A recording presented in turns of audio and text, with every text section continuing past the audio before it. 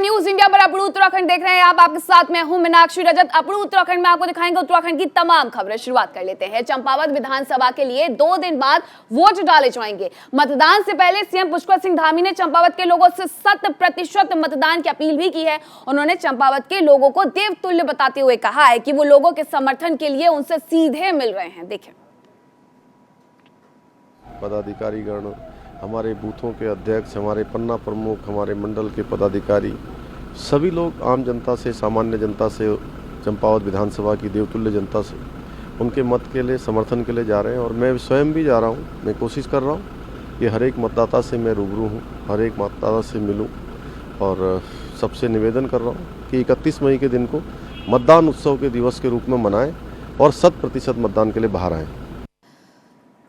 चंपावत उपचुनाव के मद्देनजर भारत नेपाल सीमा को सील कर दिया गया है। 31 मई को मतदान होगा। सीमाएं 31 मई शाम 7 बजे से खोल दी जाएंगी।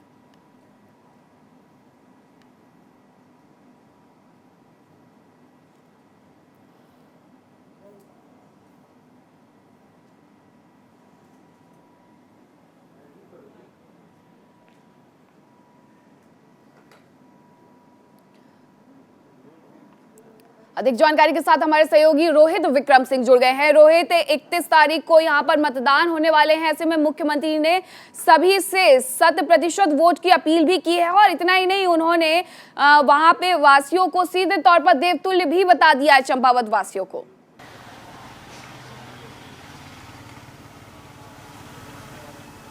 बिल्कुल मीनाक्षी, और इसी के तहत भारतीय जनता पार्टी ने पूरा का पूरा चुनाव अभियान किया और चुनाव अभियान के तहत जो इन्होंने को अपनी कोर टीम बनाई थी, जिसमें एक पालक की भूमिका में सह प्रभारी रेखा वर्मा थी, मार्गदर्शन की भूमिका में खुद भारतीय जनता पार्टी के संगठन महामंत्री अजय कुमार थे और इसके साथ ही प्रभारी बनाया गया था मंत्री चंदन राम दास को और कैलाश शर्मा जो कि वरिष्ठ नेता है भारतीय जनता पार्टी के, और भारतीय जनता पार्टी महिला मोर्चा की जो राष्ट्रीय महामंत्री हैं दीप्ति रावत भारद्वाज, उन्हें सह प्रभारी बनाया गया था। और इसके साथ ही कैलाश गहतोड़ी, जिन्होंने अपनी सीट मुख्यमंत्री के लिए छोड़ी है, उनको इस चुनाव में संयोजक की भूमिका दी गई है।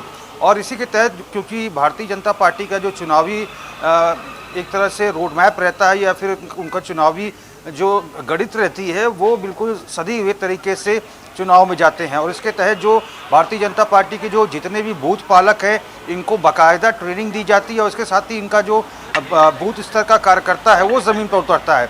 और इसके साथ ही जो पन्ना प्रमुख हैं, पन्ना प्रमुखों की चुनाव में बहुत महत्वपूर्ण जिम्मेदारी रहती है और पन्ना प्रमुख जो है भारतीय जनता पार्टी के लिए बढ़ चढ़ कर काम करते हैं। और इसी के तहत जो तमाम पन्ना प्रमुख हैं भारतीय जनता पार्टी के, इनको दायित्व दिया गया है कि जिस दिन मतदान होगा 31 मई को, घर घर जाकर जो वोटिंग लिस्ट है उसमें प्रत्येक व्यक्ति से मतदान करने की अपील की जाए ताकि जो मत प्रतिशत की बात मुख्यमंत्री पुष्कर सिंह धामी कर रहे हैं उसमें इजाफा हो सके। बिल्कुल, इस बार भारतीय जनता पार्टी पूरा फोर्स लगा दे रही है रोहित कि मुख्यमंत्री चुनाव जरूर जीत जाए, वरना जो स्थिति है वो काफी बदल जाएगी। ऐसे में अगर हम चंपावत के समीकरणों की बात करते हैं, समीकरण किसके पक्ष में बनते हुए दिखाई दे रहे हैं? इतिहास अगर देखते हैं चंपावत का तो यही है कि 2 बार कांग्रेस जीती है और 3 बार भारतीय जनता पार्टी जीती है। तो ऐसे में ये जो आंकड़ा है वो 2-4 होगा या 3-3 से बराबर होगा?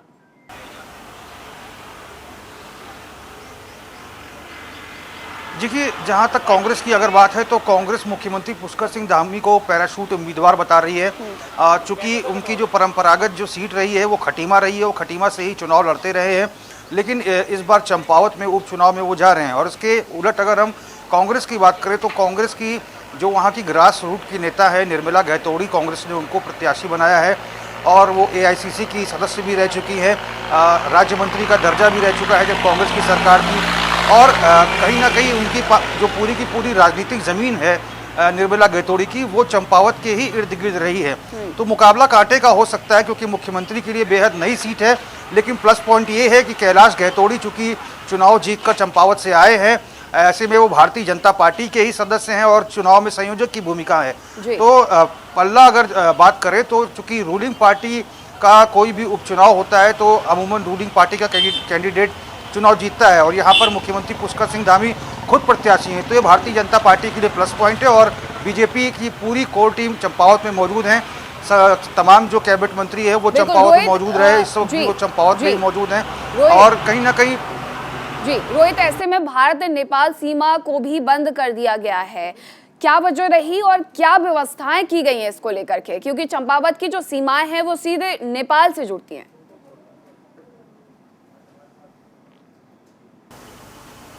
ये देखिए मीनाक्षी, सिर्फ चंपावत नेपाल सीमा को ही नहीं बल्कि जो चंपावत में आने वाली जो तमाम बॉर्डर चेक पोस्ट हैं उनको मतदान के दिन सील कर दिया जाएगा और इसके साथ ही कोई भी अप्रिय घटना ना हो और चुनाव जो है बेहद शांतिपूर्ण तरीके से संपन्न हो सके, इसको लेकर जो है जिला प्रशासन को पूरी जिम्मेदारी दी गई है।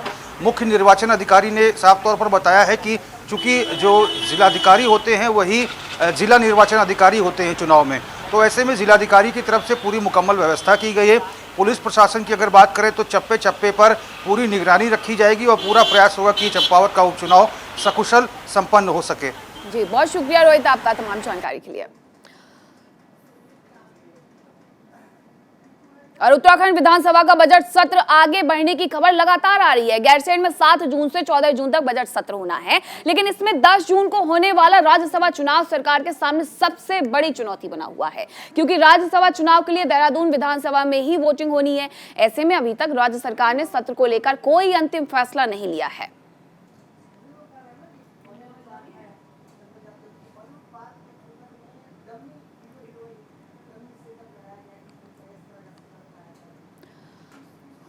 और अब खबर धर्मनगरी हरिद्वार से, जहां सोमवती अमावस्या स्नान पर्व को लेकर पुलिस प्रशासन ने कमर कस ली है। सोमवती अमावस्या पर हरिद्वार गंगा स्नान करने के लिए लाखों श्रद्धालु हर की पौड़ी आते हैं। इसको देखते हुए पूरे मेला क्षेत्र को 5 सुपर जोन, 16 जोन और 39 सेक्टर में विभाजित किया गया है। 4 धाम यात्रा चल रही है, उसको देखते हुए भी अलग से ट्रैफिक प्लान लागू किया गया है।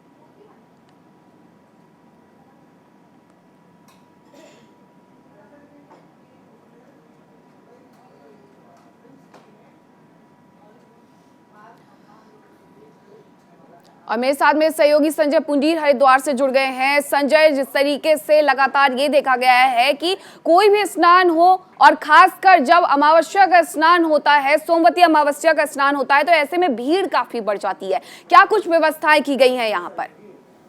अब बिल्कुल मीनाक्षी, आपको बता दें करीब 2 साल के बाद बिना किसी पाबंदी के सोमवती का स्नान होना है। हालांकि सोमवती अमावस्या स्नान को लेकर जिला प्रशासन ने तमाम तैयारियां कर ली गई है और ट्रैफिक प्लान भी यहां पर निर्धारित किया गया है, क्योंकि ऐसे में अंदेशा है कि भारी संख्या में हरिद्वार देश के कोने कोने से यहाँ पर श्रद्धालु पहुंचेंगे। हालांकि कई दिनों पहले से ही जो श्रद्धालु है, तीर्थ यात्री है, वो यहाँ पर पहुंच रहे हैं। जिस तरह से 4 धाम यात्रा भी चल रही है, ऐसे में 4 धाम जाने वाले यात्री भी लगातार हरिद्वार पहुंच रहे हैं, तो भारी संख्या में जो श्रद्धालु है इन दिनों हरिद्वार में है, जिसको देखते हुए तमाम तरह की फोर्स लगाई गई है और जो मेला क्षेत्र है उसे कई जोन और कई सेक्टरों में बांटा गया है। सुरक्षा के लिहाज से भी तमाम घाटों पर पुलिस का पहरा रहेगा। ऐसे में अभी कोरोना का खतरा भी है, लोगों को जागरूक भी किया जा रहा है और तमाम जगह होर्डिंग भी लगाए गए हैं कि अपनी सुरक्षा अपने हाथों में है। ऐसे में मास्क लगाकर रखें, सोशल डिस्टेंस का पालन करें, लेकिन आस्था पर कहीं ना कहीं कोरोना यहाँ दिखाई नहीं देता है। भक्तों के अंदर काफी आस्था दिखाई देती है और सुबह तड़के से ही जो भक्त हैं वो आस्था की डुबकी लगाएंगे और यहाँ पर ब्रह्म कुंड की काफी मान्यता है और सोमवार में कहा जा सकता है कि सोमवती अमावस्या पड़ रही है, इस दिन काफी महत्व हो जाता है। ऐसे में जो देश के कोने कोने से बच्चे बड़े बूढ़े आएंगे तो उनका एक विशेष महत्व होगा और यहाँ पर माँ गंगा के चरणों में आस्था की डुबकी लगाएंगे और विधिवत पूजा यहाँ पर की जाएगी। मीनाक्षी, आप संजय हमारे साथ बने रहिए। दर्शकों को खबर बताते हैं, उसके बाद आपका रुख करते हैं। तो डीएम विनय शंकर पांडे ने जनपद में बड़ा फेरबदल किया है। डीएम ने 2 एसडीएम और 4 तहसीलदारों का ट्रांसफर कर दिया है। डिप्टी कलेक्टर वैभव गुप्ता को एसडीएम भगवानपुर बनाया गया है। वहीं हरिद्वार तहसीलदार शालिनी मौर्य को लक्सर तहसीलदार के पद पर भेजा गया है, जबकि दयाराम को हरिद्वार का तहसीलदार बनाया गया है। तो इस तरीके से बड़ा फेरबदल प्रशासनिक स्तर पर।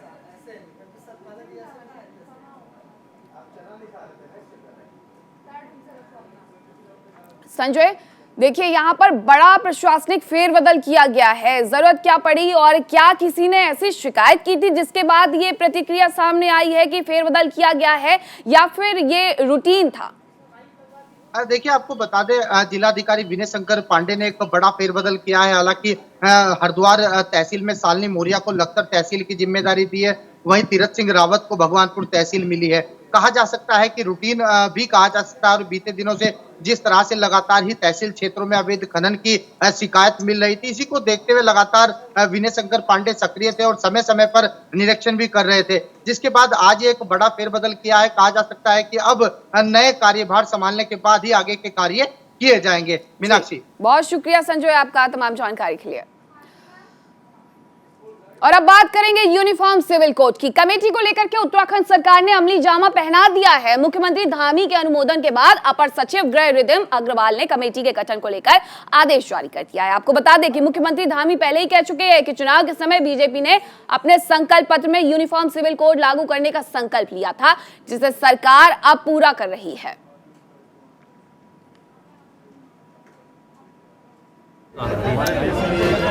प्रधानमंत्री मोदी जी के नेतृत्व में जो देश के अंदर एक कार्य व्यवहार आया है, कार्य संस्कृति आई है, वो जो कहते हैं वो करते हैं। उन्हीं का अनुसरण करते हुए हमने जो संकल्प लिया था चुनाव से पूर्व कि हम उत्तराखंड के अंदर यूनिफॉर्म सिविल कोड को लागू करेंगे, उस दिशा में हमने कदम बढ़ाए। और आज सेवानिवृत्त माननीय न्यायाधीश रंजना प्रकाश देसाई की अध्यक्षता में एक 5 सदस्यीय कमेटी हमने बना दी है, जो सभी स्टेक होल्डरों से बात करेगी और बात करने के बाद एक ड्राफ्ट तैयार करेगी और उस ड्राफ्ट के आधार पर हम इसको लागू करेंगे। और आज हमने और अधिक जानकारी देंगे मेरे सहयोगी रोहित विक्रम से। रोहित, गोवा के बाद अगर देखा जाए तो उत्तराखंड दूसरा ऐसा राज्य बनने जा रहा है जो यूनिफॉर्म सिविल कोड को लेकर के अब बात कर रहा है, और हो सकता है कि यूनिफॉर्म सिविल कोड आने वाले वक्त में यहां पर लागू भी कर दिया जाए। कमेटी का गठन भी किया गया है। अभी तक इसमें और क्या आगे बढ़े हैं, क्योंकि कमेटी का गठन चुनाव होने के बाद, मुख्यमंत्री की शपथ होने के बाद तुरंत कर दिया गया था।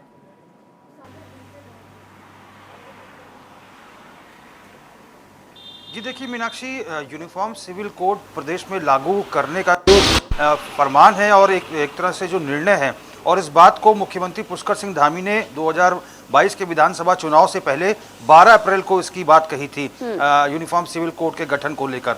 और जब कहीं ना कहीं इसका चुनाव में भी असर देखने को मिला है, क्योंकि जनता चाहती है कि एक समान कानून सभी धर्मों के लिए, जाति के लिए, समुदाय के लिए बने, और एक प्रचंड बहुमत जो है बीजेपी को प्राप्त हुआ है। और जब मुख्यमंत्री पुष्कर सिंह धामी ने और तमाम मंत्रियों ने पद और गोपनीयता की शपथ ली, और जो पहली कैबिनेट की जब बैठक विधानसभा में आहूत हुई, उस समय भारतीय जनता पार्टी के प्रदेश अध्यक्ष मदन कौशिक और प्रदेश के संगठन महामंत्री अजय कुमार भी मौजूद थे। और जो पहली कैबिनेट होती है मात्र आधे घंटे के लिए होती है, और सिर्फ यूनिफॉर्म सिविल कोड के मसले को लेकर चर्चा की जाती है, और सर्वसम्मति से इस पर जो है तमाम मंत्रियों की मुहर लगती है। और उसके बाद अब एक कमेटी का गठन कर दिया गया है। तमाम लोग इसके ड्राफ्ट को लेकर, किस तरह का ड्राफ्ट होना चाहिए, किन किन विषयों को समाहित किया जाना चाहिए, क्या टेक्निकल पॉइंट्स हो सकते हैं, और इसके साथ ही क्या संवैधानिक इशू हो सकते हैं, इन तमाम मसलों को लेकर चिंतन मंथन हो रहा है। और जल्द ही एक ड्राफ्ट जो है तैयार किया जाएगा, और उसी के अनुरूप जो है प्रदेश में यूनिफॉर्म सिविल कोड को लागू किया जाएगा। जी रोहित, आप हमारे साथ बने रहिए, खबर बताते हैं, उसके बाद आपका रुख करते हैं। यूनिफॉर्म सिविल कोड कमेटी का गठन कांग्रेस ने इसका स्वागत किया है, पर साथ ही कांग्रेस ने सरकार से कहा है कि कमेटी का गठन कर सरकार ने वादा पूरा किया, लेकिन सरकार को महंगाई, बेरोजगारी, लोकायुक्त जैसे मुद्दों पर भी ध्यान देने की आवश्यकता है।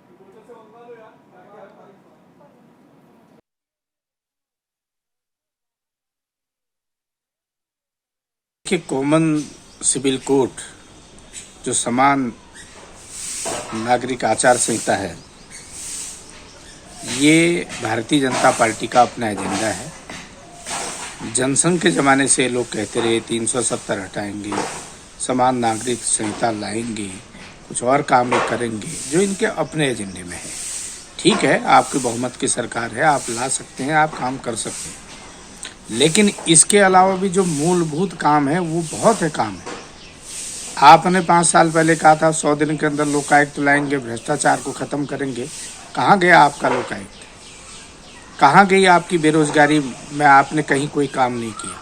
महंगाई चरम सीमा पर है, पलायन बढ़ रहा है। इस प्रदेश के कई और मुद्दे भी हो सकते थे जिनमें मुख्यमंत्री जी पहल कर सकते थे। सरकारी विभागों की कार्य संस्कृति को लेकर लगातार सवाल उठते रहे हैं और अब कर्मचारियों की पुनर्नियुक्ति भी सवालों के घेरे में है। चहेते अधिकारियों कर्मचारियों के विभागों में पुनर्नियुक्ति में भ्रष्टाचार से इनकार नहीं किया जा सकता है। मौजूदा मामला 4th ग्रेड पदों पर पुनर्नियुक्ति की सिफारिश से जुड़ा है। ऐसे में अब मुख्य सचिव ने कहा है कि कार्मिक और सतर्कता विभाग की सहमति के बिना की गई पुनर्नियुक्ति को गंभीर कदाचार माना जाएगा और ऐसे मामलों में पुनर्नियुक्ति अधिकारी का वेतन रोका जाएगा।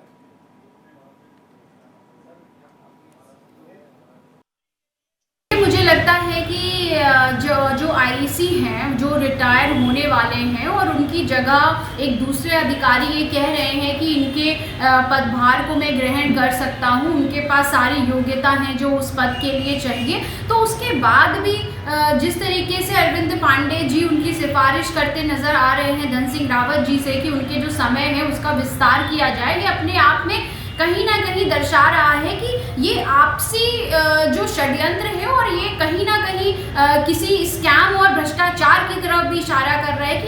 पुनर्नियुक्ति और सेवा विस्तार ये दोनों चीज़ें बहुत गलत हैं, दोनों परिपाटी बहुत गलत हैं और वो भी तब कि जबकि पूर्ववर्ती सरकारों ने भी ये बात कह चुके हैं कि पुनर्नियुक्ति और सेवा विस्तार तभी होना चाहिए जब रिटायर होने वाले व्यक्ति से बेहतर व्यक्ति आपको कोई नहीं मिल रहा हो। देखिए, पूर्व मंत्री जी से उन्होंने चर्चा की होगी ऐसा लगता है और उन्होंने उनके पक्ष में एक पत्र माननीय मंत्री जी को लिखा है, लेकिन अंततः निर्णय शासन के द्वारा लिया जाना है और जो जनहित में होगा वही सरकार के द्वारा निर्णय लिया जाएगा। इसमें किसी प्रकार की सिफारिश का महत्व नहीं है। महत्व इस बात का है कि जनहित में क्या उचित होगा और वही निर्णय भी सरकार लेगी। आरटीओ देहरादून दिनेश चंद पथोई को सीएम धामी ने निरीक्षण के बाद सस्पेंड कर दिया था, जिसके बाद से पद खाली पड़ा हुआ है। 4 धाम को देखते हुए पद को जल्द भरने की जरूरत महसूस हो रही है। परिवहन मंत्री ने इस पर जानकारी दी है कि 3 तारीख को चुनाव परिणाम आने के बाद यात्रा का नोडल अधिकारी विधिवत रूप से तैनात कर दिया जाएगा। फिलहाल यात्रा की सारी जिम्मेदारी निदेशक परिवहन के जिम्मे है।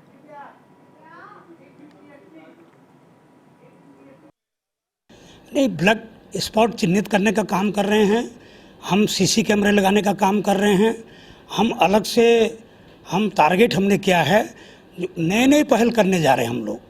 जो पुरानी पद्धति है वो तो हो ही रही है, अभी देख रहे होंगे आज आप कि 4 धाम यात्रा चल रही है, उसको हमने नियंत्रण करने का काम किया है और अभी तक कोई ऐसी सूचना हमारे पास नहीं है। बद्री केदार की कृपा होगी तो लगातार ये रूट सेफ्टी का काम चलेगा और हमारा विभाग अच्छा काम कर रहा है। इस तरह मेरे सहयोगी रोहित विक्रम सिंह लगातार जुड़े हुए हैं। रोहित, 4 धाम यात्रा चल रही है और ऐसे में देहरादून में मेन सिटी में आरटीओ का पद खाली पड़ा हुआ है। तैनाती में इतनी देरी क्यों हो रही है और अगर किसी को तैनात किया जाएगा तो वो कौन से नाम हो सकते हैं जो इस पद पे काबिज हो सकते हैं?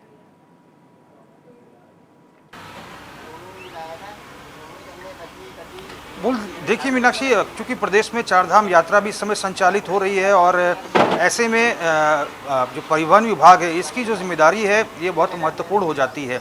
अभी फिलहाल जो परिवहन विभाग के जो तमाम इन्फोर्समेंट की टीमें हैं ये 4 धाम यात्रा मार्गों पर तैनात हैं। सभी जो जिम्मेदार अधिकारी हैं इनकी ड्यूटी लगाई गई है और इसी के तहत जो है नए रीजनल ट्रांसपोर्ट ऑफिसर की नियुक्ति को लेकर विलम्ब हो रहा है। और प्रदेश में इस समय चूँकि चुनाव भी होने वाले हैं, मतदान 31 तारीख को है, तो ऐसे में सरकार का यही प्रयास है कि जब चुनाव संपन्न हो जाए तो देहरादून में परिवहन विभाग के अंतर्गत किसको आरटीओ की जिम्मेदारी दी जानी है इस बात को लेकर फैसला किया जाएगा। फिलहाल जो आरटीओ प्रशासन है दिनेश पठोई जिनको सस्पेंड किया गया है और इसके साथ ही आरटीओ इन्फोर्समेंट और आरटीओ संबंधित और भी पद हैं, इन तमाम अधिकारियों की ड्यूटी इस समय 4 धाम यात्रा मार्गों पर लगाई गई है और चुनाव निपटने के बाद मुख्यमंत्री के द्वारा बैठक कर परिवहन मंत्री से रायशुमारी के बाद किसको ये जिम्मेदारी दी जानी है इस पर चर्चा की जाएगी। जी, बहुत शुक्रिया रोहित आपका तमाम जानकारी के लिए। 11वें ज्योतिर्लिंग भगवान केदारनाथ की यात्रा अपने चरम पर है। 22 दिन में 3.5 लाख से ज्यादा लोग भगवान केदारनाथ के दर्शन कर चुके हैं। केदारनाथ यात्रा के दौरान अब तक 44 लोगों की मौत भी हुई है। इन मौतों में सबसे ज्यादा मौत हार्ट अटैक, सांस की समस्या, ठंड के कारण और गिरने से हुई है।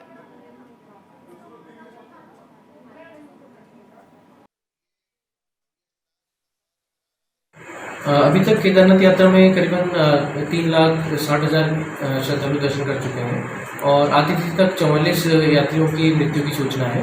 जिसमें एक को छोड़ के बाकी सारी डेथ जो है वो एक्सट्रीम कोल्ड कंडीशन की वजह से जिनकी पहले बीमारी थी, हाइपरटेंसिव थे, हार्ट की बीमारी थी, उनकी मृत्यु हुई है और एक यात्री की मृत्यु खाई में गिरकर हुई है। उत्तराखंड में चार धाम यात्रा को लेकर पर्यटन विभाग नोडल विभाग के रूप में यात्रा को सुगम बनाने में जुटा है। इस कड़ी में पर्यटन विभाग ने आने वाले यात्रियों को 3 महत्वपूर्ण सुझाव दिए हैं। इन सुझावों का मकसद यात्रा के दौरान फर्जीवाड़े को रोकना और यात्रा को सुगम बनाना है। साथ ही पर्यटन विभाग ने फर्जीवाड़े को रोकने के लिए QR कोड से श्रद्धालुओं के रजिस्ट्रेशन का निरीक्षण करने का फैसला भी किया है।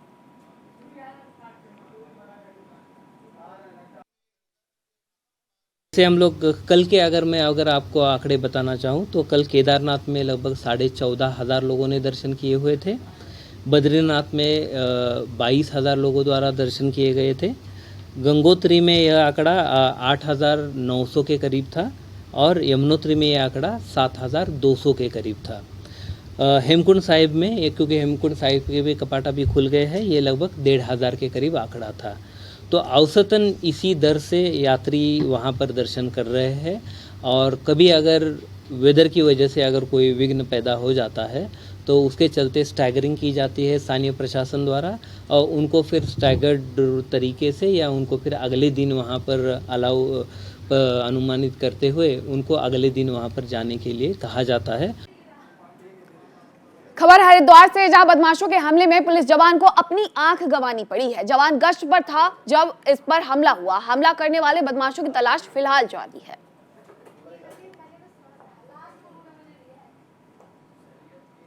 तो ये तस्वीरें आप देख सकते हैं, ड्यूटी के दौरान पुलिस जवान पर बदमाशों ने हमला किया है। रुद्रप्रयाग के पांडव शेरा ट्रैक पर 7 ट्रैकर्स लापता होने का मामला सामने आया है। इसे लेकर SDRF का सर्च एंड रेस्क्यू ऑपरेशन भी जारी है। चॉपर की मदद से भी लापता लोगों को ढूंढने की कोशिश की जा रही है। प्रशासन ने जानकारी दी है कि ट्रैकर्स के पास भोजन और पानी की कोई व्यवस्था नहीं है। आपको बता दें कि खराब मौसम सर्च एंड रेस्क्यू ऑपरेशन में देरी आ रही है।